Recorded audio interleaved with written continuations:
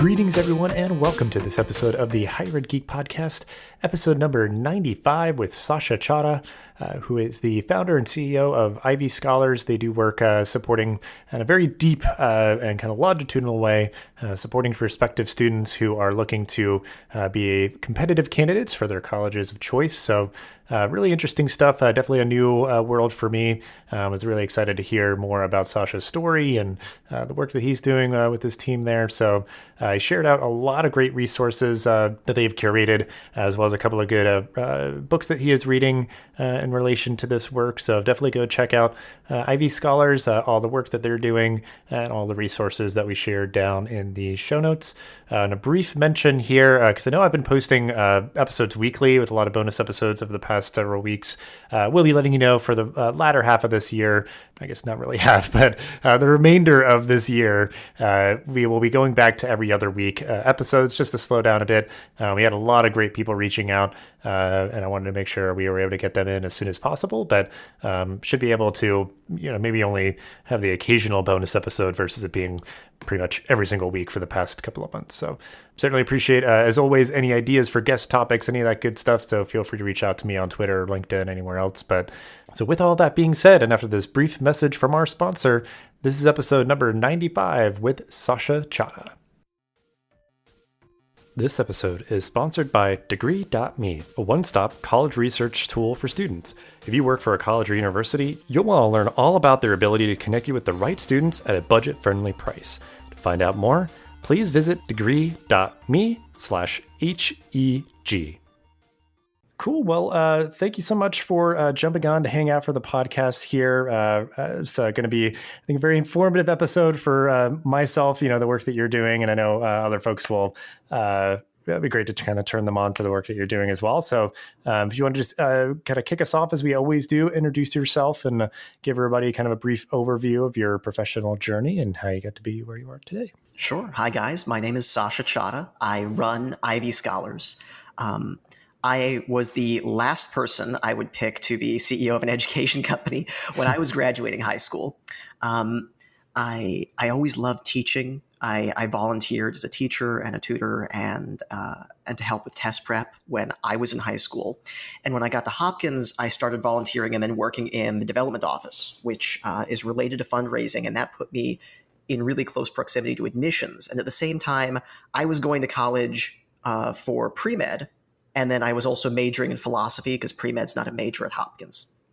So I was doing my med school apps, and I realized just how much I loved writing these essays, and I was helping my friends, and they were sort of tearing their hair out, trying to figure out how they would be different from the 100 other pre-meds at Hopkins, each of whom were all very competitive and very smart and worked really hard and had a lot of experience. And it was that kind of differentiation, just making our personalities come through, that really appealed to me. I loved for a second feeling like we were in control of our narrative, that we were telling a story not just about what we thought med school admissions committees wanted to hear, but really of who we are and the kind of change we saw we could make in the world as pre-meds and as med students. But I didn't want to go to med school. I was realizing I didn't love biology enough to study it for another 6 years. And I wasn't enamored with medicine. So I went back home after I graduated to figure things out. And my brother was 4.5 years younger than me, and he was just starting the college admissions process. So as an older brother, there's a lot of things I hope to make a lot easier for my younger brother, to give him the hard-won wisdom I got, because I certainly submitted my essays with 3 days left on the clock, almost to the end of December, which was not something you should do ever. And I wanted it to be better for him. And I'd put together so much admissions knowledge from Hopkins, and I began to see how opaque this process was, how much anxiety there was around it, that you were a 17-year-old trying to choose what you do for the rest of your life, or that's what it felt like at the time, and prove yourself to, what felt like these shadowy admissions officers, that you would be a good fit for their school, whatever that meant. And what exaggerated that was that we, as a family, we were all really nervous about this process. My family put a really big emphasis on education. It's what let my dad come to this country. He immigrated here from Ireland. And it was, for my mom, a big point for her to prove herself because she grew up in an era where women generally didn't get higher education degrees. Mm-hmm. So both of them went through a radically different experience than me and my brother did. And I started realizing as I was coaching my brother, well, my mom went to UCLA when the admit rate was just under 70%. So most of the people who applied would get in unless there was something like a big issue. You'd failed a couple classes. The admit rate when my brother was applying to UCLA was 13%. This was about 5 times harder. My dad didn't go to school in this country at all. And we didn't have that sort of blueprint a lot of families had for the process. And the game had changed so much from when my mom went to school. I started putting together a sort of end-to-end explanation on how you become a really great college applicant and how you present yourself in a way that's authentic, but also competitive, and avoid falling into a lot of the pitfalls that I've seen way too many of my friends and my colleagues fall into. And doing this just spread. My brother's friends' parents started calling me, some at like 10, 11 p.m., being like, I really need to talk to you. You know, we really want to figure this out. I just saw there was so much passion around helping kids get a great education and present themselves in the college admissions process, but there was so little knowledge on how to actually do that. Yeah. And in the process, I found what would eventually become Ivy Scholars. Yeah. I mean, I guess it's very interesting to me, because it is one of those things where I would assume people working in higher ed, especially, I mean, if you're not at admissions and generally like you're kind of acknowledging people who are, it's like, oh, well, I mean, you applied to college, maybe several years ago or decades ago or something, and know how much it's changed. But then also like that, I think it can be very opaque, like you said, and you're kind of just navigating it on your own to try to discern, maybe what's relevant to be included in anything or not, or how to just sort of frame things. And, certainly a lot of value of just like, more of a near peer experience versus, maybe somebody who, went through a process a longer time ago or something like that, just crystallizing at least just how important it was to, if nothing else, just have someone who is a kind of an advocate or just someone who is committed to, like you said, just really highlighting your strengths and kind of helping you explain your narrative and those sort of things.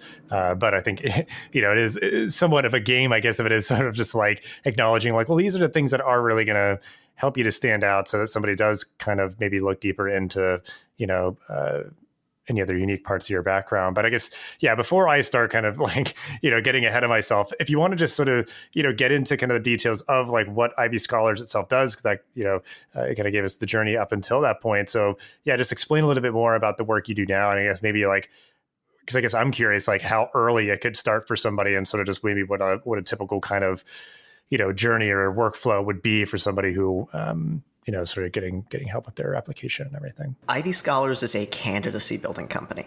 And that means we help students who come to us become the kind of candidates their target colleges want to accept. And I'm really careful to describe Ivy Scholars like that, and not as a company that helps you with test prep or your college essays, because I want that mentorship and guidance to be front and center of what we do. I think trying to just sell a service without selling the idea that you're going to walk people through this process and teach them what they don't know and help them find what's best for them is missing the point. So Ivy Scholars starts with students as early as 7th grade. And when we do, we're meeting with them a few times a year, and we're helping them understand what's available in terms of extracurriculars and what interests they have and how they can pursue them. And then also starting to talk about work habits, how they do time management, how they plan out studying, so that as they go through their academic journey, they feel a little more in control of what they're doing, and they feel like they, the students, are making choices on what's best for them. And I love helping students form that attitude really early, that they're in control of the process and they are making choices, and they're not sort of responding to their parents' or other adults' pressure on what other people think is right for them. Mm-hmm. Building that sense of agency, even if you're only spending 4 hours a year meeting with a student once a quarter, returns amazing dividends later on. So when students get to 9th grade, we enroll them in the candidacy building program, and we meet with them generally about once every 2 weeks. And we start working through extracurriculars that they're performing in, and asking, where can we find a passion that you want to develop? Where can we find some skill, some topic you want to be involved in? Often it's a community problem they want to do something about just to make the world around them a little better. And these turn into profile projects that end up making students 5 times as admissible as some of their peers. But the magic of this is that even though these things sound extraordinary, we've had students who have programmed apps that are used by nonprofits that help coordinate the services of those nonprofits, or they've created groups that have done a lot to clean up their neighborhood or make their local community better in these really profound ways, but it never feels like a Herculean task. It just feels step by step, week by week. We find that 9th and 10th graders are capable of some awesome stuff that doesn't take earth-shattering genius. It just takes persistence and focus and determination and the willingness to start doing things that are scary and troubleshoot to find where you're going wrong and work with a mentor who you can really trust, who you can be open with about what's not working for you, to evaluate your goals and make incremental progress. Gotcha. Yeah, I mean, it's really fascinating. I mean, just the way that you frame it is, just really resonant. I mean, because I think maybe some other organizations, it's just maybe, I don't know, like some of those other things you mentioned that just would come across as more like transactional. Like, we help you with the test, you take the test, you get the score, and then you're sort of like, on your way, or different things like that. But yeah, just a very longitudinal kind of mentoring and coaching and that sort of thing. So yeah, that people, these students are making the most of their time as early as possible, as early as they're ready to start thinking ahead like that. So I guess, yeah, I mean, if there's any sort of like anecdotes or examples of work that you've done, anything that really kind of is compelling or like helps motivate you, just examples of like what you kind of enjoy most about the work that you're doing, like the way that you're able to work with these students. Well, I'll say 2 things. The first, I just wanted to respond. You're right. The longitudinal approach is really great. It's something I love, and I find it's much more effective than people give it credit for. Students will come to Ivy Scholars from companies that are more transactional, and they'll say, well, we did test prep for a while, but our scores didn't really go up. Or, we've sort of worked on college essays, but I feel like it's just, we're looking at it, we know it's not good. I don't feel good about this. And I take that as our chance to get to do something awesome with them and really help them in a way that they weren't even sure they could be helped. And the uptick in morale you see there when you're really listening to a student is fantastic. I want to give you one of my favorite examples. It was a student I worked with 3 years ago. So we were talking about programming, and he really wanted to go in computer science. And he also had some interest in business. We were sort of going through a curriculum where he was learning different programming languages and exploring what he could do. And he did some proof of concept stuff, but we just weren't finding a project he was really passionate about, And that was hard because he was putting a lot of pressure on himself. He wanted to go to a great institution. His parents had worked very hard to get him a lot of opportunities. And he was a really great guy and really wanted to live up to that. But we had spent, a month or 2 working on things. We made progress, but it wasn't yet clicking. Then Hurricane Harvey happened. So he and his parents were in an apartment building, and they were watching the news, and he was seeing the water rise. And he came and called me, and we were on the phone, and he said, I think I could do something here. I think I can create what ended up being a Facebook API just to coordinate people who owned private watercraft with people who were on their roofs flooded out. We're located in Houston, and in Houston, Hurricane Harvey was disastrous, and it destroyed a lot of people's homes, and it was tremendously scary. And this 16-year-old young man, in the space of 28 hours of almost nonstop coding, put all this together, and then he had to call his internet service provider, and he had to talk them through changing servers on their end to make things fit technically. And we were on the phone for part of that. I was just thinking, man, this kid is a hero. And he wasn't doing anything that's impossible, anything a normal human being couldn't do. He just learned a lot of programming, and he was constantly searching for ways to apply his skills. And when he saw the opportunity, he took it. Mm-hmm. So in the end, about 100 people used that, and they got rescued. And I'm not sure I've ever been more proud of one of my students. Yeah, we wrote that in his college applications. Thank you. Yeah, he's an incredible guy. I feel so fortunate to work here. I've met so many students who I think are amazing, and I'm sure I'm going to read their names in the news someday. He's at Vanderbilt now, and he's doing some other really awesome stuff. And I love getting to keep up with my students because it's never boring when, we're calling back 6 months later and we're saying, hi, how are you? It's always, Sasha, like, let me tell you what I'm doing. And there's this vivacity, this passion, and getting to be a part of that is such a blessing and a gift for me. That's so great. Yeah, I mean, just as a great example too. I mean, because I think even like you said, I guess like even engaging in just sort of a minimal way, like you're maybe like, an hour per quarter or something, especially earlier on, but like it just gets someone thinking. And then if they're thinking in that sort of critical lens of like, what can I do, sort of this community problem and that thing. And they're looking for they're looking for an opportunity to help their community, so like it's just so fascinating. Because even then, I mean, it was definitely kind of a more of a micro example, but obviously it mattered so much to those people that it helped. So I guess with all of that, like that being like a really powerful example of the kind of work that you're doing with students, do you feel like there's anything just about this very unique, moment that the world is in right now? When you're working with students, do you feel like there's something unique that makes your work especially relevant right now, or just kind of speaking generally to maybe how, the kind of global pandemic and different things has impacted your work, if you have noticed any of those changes? Working with students by Zoom doesn't build the same degree of interpersonal connection without extra effort from both parties. And what I'm seeing from the students of Ivy Scholars, and I think a lot of students now who are realizing distance learning is my future and this pandemic isn't going away, is a kind of commitment to saying, this isn't the education I wanted, but it's the education that's going to happen, and I want to make the most of it. And the attitude we have at Ivy Scholars, that there is a tremendous amount to make the most of. There's a huge amount of potential for high school students. There are so many problems that need to be solved, so many organizations that students can work with, so much growth to be had for people who are organized and diligent about it.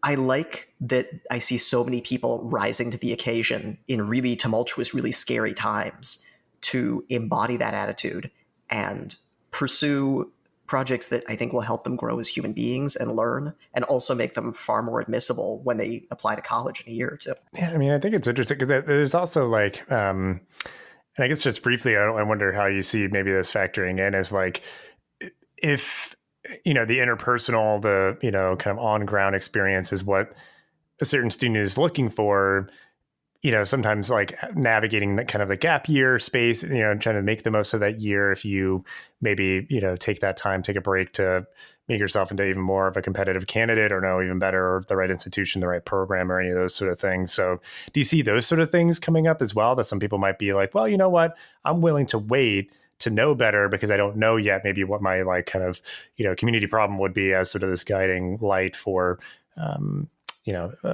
essays and just trying to find like the right program and those sort of things. Do you see that coming up at all in terms of like how you're working with students, like gap years kind of factoring in? Yeah, a lot of students are uncertain as to the best way to conduct their education. The biggest piece of uncertainty is no one knows how long the pandemic will last. And when you're 18, and you're not going to college and you're not leaving the house, especially your parents' house, a major question arises of what it is you're going to do with your time. I've had a lot of families say to me, well, I don't want to pay sticker price for a year of tuition at a university that has no dorms, no student culture, no experience, no extracurriculars. That's just Zoom classes. I think it's an incredible amount to ask of young people, of 18-year-olds who are just going off to college, to say, well, you've still got these resources of the university. You've got dedicated faculty and staff, and you've got a student body, and you can do something with that, but you've got to envision all of it yourself. Ivy Scholars stepping in and helping students with gap year plans, whether they're trying to make the most out of their university experience or they want to pursue something like a 6-month internship, has been really challenging for us. It's certainly something I didn't have a playbook for, and for every student, I really try to get to know them and find what's going to be right for them. I do think, though, that the same philosophy I was talking about holds true here, and that initiative and the determination to find something, even if you haven't found your thing yet, just the determination to build skills so when you do find your thing, you're ready for it, is the best attitude a student can take for themselves to get them through what's undoubtedly going to be a crazy school year. Yeah, I mean, just the ambiguity, the uncertainty is just a powerful force that could make planning your future for anybody very, very difficult. So Well, I usually asked this earlier, but I still want to see kind of where it kind of lands for you. But you've spoken a lot about the work that you're doing right now with Ivy Scholars, and obviously just kind of your origin story, as it were. But I guess just like to put a finer point on it, do you feel like there's anything in particular, since you did kind of make a pivot in terms of your own, your major in college and some of the things you were doing, but I mean, you majored in philosophy and, obviously you probably had to take a lot of courses in that subject area. Do you feel like there are just sort of like values or mentors or like your network or something, anything that was like really impactful from your own college experience that still resonates for you today? Well, I had great peers at Hopkins. I really enjoyed the people I went to class with, who I got to work with. It was just a privilege having a group of people who are all really enthusiastic about learning and worked well as a team. I didn't see at the time how much work went in from the admissions office towards building a student body that wasn't just full of smart students, but smart students who'd work well together and who would form a great team. I'd say what's most inspiring to me about that was I saw students who took a step beyond hard work and really confronted their priorities for what they wanted out of their high school and college experience and tried to take a driver's seat to their life, which is something that's very difficult to do at a young age. And these weren't people who uniformly were right. I was not alone, certainly, in changing my mind and having to totally pivot careers. I think that's an incredibly normal thing. So what I try to take from that to communicate to high school students is that it doesn't really matter if you have a great plan for what you're going to do in college, you know what you want to do with the rest of your life. That's probably going to change anyway. What really does matter is you find things that are important to you now, places you want to make a difference, things you want to learn. You stop sort of restraining your passion in the service of a grander plan or a bigger picture, and you say, I want to do something great. I'm going to try it. If it fails, I'll learn something from it. If it succeeds, maybe I will or maybe I won't stick with it, but I'm not slowing down for anything. Yeah, such a great message. I think that is a very important one, because I think people feel compelled to have that kind of, broader 5, 10, 15-year plan, like everything's charted out and, you're just kind of riding along the rails. But far better, I think, to definitely have a little bit more flexibility, kind of transferable skills in that way. But so, yeah, I mean, just this can be kind of more of a fun question, I guess, just kind of on a personal level or, and or a professional level, whatever kind of resonates. But, what are you geeking out about right now? Like, what's grabbing your attention, whether it's, it is something related to work or not. But yeah, just going to take that as you will. What are you geeking out about right now? Well, two things. I'm having a lot of fun. My friends and I have started a weekly Discord improv group. So learning about that and practicing for that has been really cool. It's certainly not something I would have pursued if I could have left the house. But with social distancing limiting a lot of socialization options, I found it to be really cool. On a professional level, this has been a chance for me to do a lot more research and dig into a lot of the admissions disclosures that have come out over the past decade, most notably from the Harvard lawsuit about Asian Americans and admit rates, but also from a lot of other former admissions officers who spoke about how their university admissions office worked. One of the great insights I've had that I've done my best to incorporate into Ivy Scholars is that there are so many students who are in what get called traditional career tracks. So very often something like pre-med, pre-business, pre-law, computer science, things that have very strong vocational potential. And these fields are becoming so overloaded that the admit rate for these majors can be a third or even a quarter of the admit rate in general for a school. So it could be 3 to 4 times as competitive to land in one of these majors as in a university in general. And to me, that's a little crazy.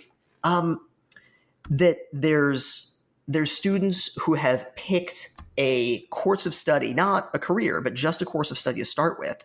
And then their chances of going to the university they want with that major is drastically reduced. Mm-hmm. One of my big developments this last year is trying to help students who want one of these oversubscribed majors to find ways to present themselves that still include and are true to those interests, but don't focus on them exclusively. And to help students tell more interesting stories.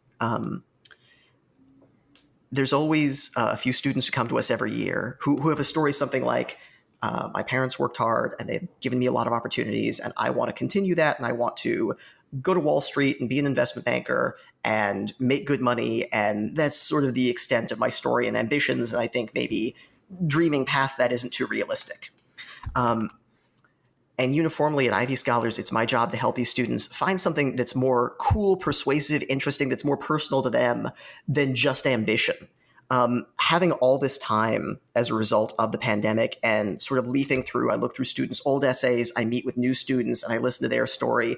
I'm really enjoying putting together our playbook for how we take students who have ambitions that I think would get prima facie rejected a lot of the time because they are stories that are too common, that aren't differentiated enough, and helping our students who want to apply to these oversubscribed programs find unique and cool ways to present themselves. Very interesting.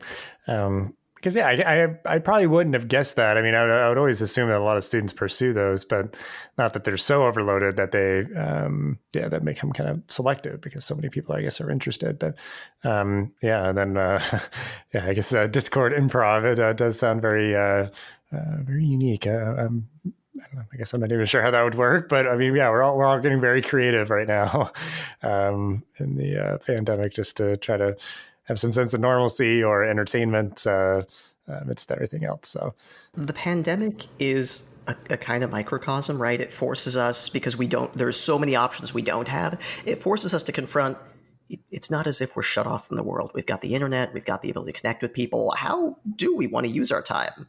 And I think that's a really interesting question for everyone, but especially for teenagers who now have this kind of unprecedented freedom, given that they can't go to school and can't follow this regular schedule kids that age normally do.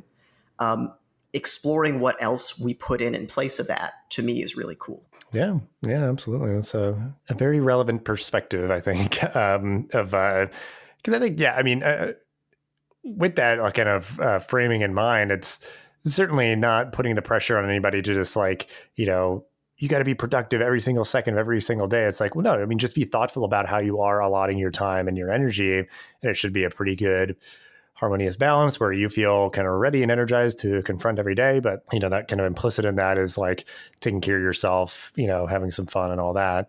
But yeah, it's kind of an interesting reset, I think, probably for some people of how they were spending their time and how are they able to do it now and how do they kind of triage, like how they're willing to commit their days. But well, kind of on that note, I guess just generally, things grabbing your attention, anything that you are reading, watching, and or listening to that you'd want to recommend so we could link out to it down in the show notes. Sure. Michael Sugrue is a philosopher that has this really great lecture series I love. Personally, it's been my buddy as I've been running in the mornings in Houston, and I find it's a great way intellectually to start the day. It goes through a lot of human history and sort of charts the evolution of a lot of the stuff we take for granted, just a lot of the concepts that underpin our society. On a more professional note, there's some books I've been reading that I find to be really helpful when I'm talking to students about admissions and getting into college. One is If the U Fits by Kevin McMullen.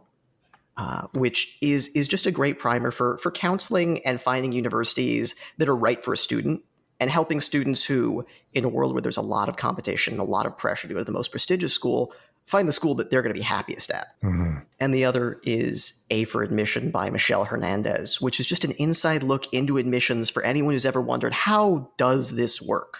How do people make these decisions?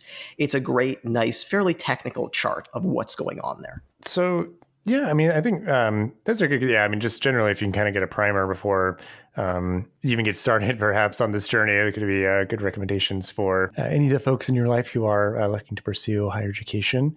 But then, yeah, I mean, we'll wrap up as we always do. I mean, just, amidst all the stuff that we're kind of talking about, acknowledging the current kind of global context, but, anything that you are looking forward to in your job, life, and or the world. So any of those categories, all of them. Always just like to wrap things up on an optimistic note. But what are you looking forward to? I'm looking forward to this application season. I review every single essay at Ivy Scholars, and I kind of like getting to read them all at once and getting that admissions committee feel because it's cool to see the students from that angle. I'm also looking forward to fall, autumn for a different reason, because in Houston, it is so hot during the summer. So I wouldn't want to be outside too much anyway. But it will be lovely once the temperature falls below 100 degrees Fahrenheit. Yeah, I think because I'm based in Baltimore, it does get to be quite a bit muggy out. So there's like peak right now of kind of just not being super pleasant outside for any extended period of time. So definitely agree with you there. But and yeah, I guess that's fascinating. I mean, yeah, if you have eyes on so many different essays, it could just be just kind of settling into a different workflow. It's like, all right, let's like, just bring on all the essays, and good that you obviously enjoy that process, and obviously you're able to give good relevant feedback and guidance to all those folks. So that's so great. But I mean, thank you so much. I mean, just sharing all that you did about your journey and the work that you're doing, it's super unique stuff. And I'm so glad that we got to speak a bit about it and, share out ways to connect with you and all that you mentioned down the show notes as usual. But really appreciate your time and just kind of digging in here with the really great work that you're doing. Thank you, Dustin. I really appreciate you inviting me on. Thanks for listening to this episode of the podcast. Make sure to rate, review, and subscribe so you never miss an episode. Thanks again for listening, and we'll see you in the next episode of the Higher Ed Geek podcast.